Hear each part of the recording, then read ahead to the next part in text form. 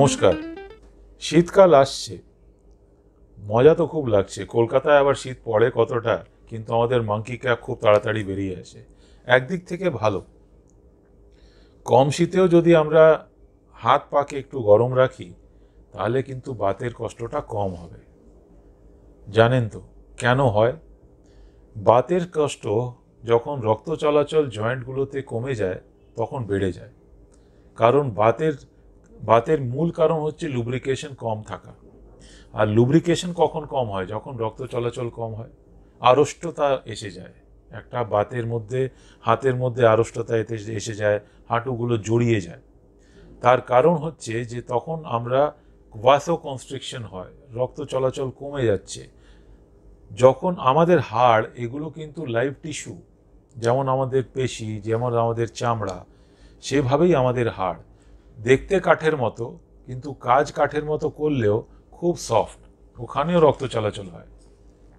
রক্ত চলাচল ঠান্ডায় ভাসো কনস্ট্রিকশনের জন্য কমে যাচ্ছে। তখন আপনি যদি নি ক্যাপ পরেন কিংবা গরম জামা পরেন তখন কিন্তু আপনারা ভালো বোধ করবেন।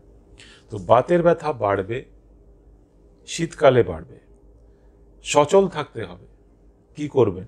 হাঁটবেন, ব্যায়াম করবেন, মুভমেন্ট করবেন, উষ্ণ গরম জলের চান করবেন, আর সব সময় কিছু একটা পরে থাকবেন যেটা আপনাকে হাতটাকে একটু গরম রাখবে, গাগুলো গরম রাখবে। এই করেই কিন্তু আমরা বাতের ব্যথা কমিয়ে রাখতে পারি ওষুধ ছাড়া। আর এটা ভাববেন না যে হবেই না, ব্যথাটা হবে, কারণ ঠান্ডা হাওয়া এগুলো থাকলে অসুবিধে হয়। কিন্তু যদি আমরা ঠিকভাবে ব্যায়াম করি, যদি আমরা ওয়ার্ম কম্প্রেস করি, যদি আমরা ঠিক করে নিজেকে কভার করে রাখি, তাহলে এই বাতের ব্যথা থেকে আমরা রেহাই একটু পাবো। হবে না সেটা নয়। আর সবথেকে ইম্পর্টেন্ট হচ্ছে, ঠান্ডা হলো আমি অপারেশন করব না, এই বিভ্রান্তি থেকে বেরিয়ে আসুন। কোল্ড ওয়েদার আর হট ওয়েদার, এটাতে অপারেশনের ওপর কোনো এফেক্ট নেই। কারণ আপনার শরীর নিজে একটা থার্মোস্ট্যাট। বাইরে গরম, তাও আপনার শরীর 36 ডিগ্রি টেম্পারেচার আছে, 98 ফ্যারেনহাইট, 99 ফ্যারেনহাইট, 97 ফ্যারেনহাইট। আর বাইরে ঠান্ডা আছে, তাও আপনার শরীর কিন্তু 98 ডিগ্রি ফ্যারেনহাইট। তার মানে আপনার বডির থার্মোস্ট্যাট কিন্তু কাজ করছে। সুতরাং ঠান্ডা হোক, গরম হোক, বৃষ্টি হোক, শরীর কিন্তু একটা টেম্পারেচার মেনটেন করে। এই টেম্পারেচার মেনটেন করতে শরীরের যা এনার্জি লাগে সেটা ঠান্ডাতে বেশি লাগে, গরমে কম লাগে। এনার্জি এক্সপেন্ডিচার যেহেতু বেশি হয়, আমরা এনার্জি সেভ কি করে করব? রক্তনলীগুলো, আমরা যখন রক্ত কম যাবে তাহলে এনার্জি ভেতরে থাকবে। সেই কারণেই কিন্তু যখন জয়েন্টসগুলোতে রক্ত চলাচল কমে যায় ঠান্ডায়, তখন আমরা বাতের ব্যথা অনুভব করি।